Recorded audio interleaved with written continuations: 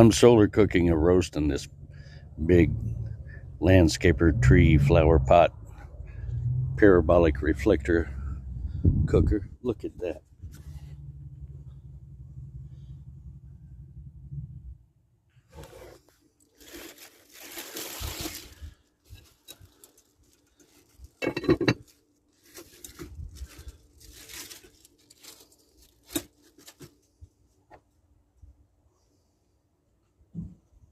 Isn't that remarkable? There's a piece of reflectix that goes around the front to send photons back. I cut a big circle. In order to cut the circle, I just set the pot on top of a big piece of reflectix. And hold on.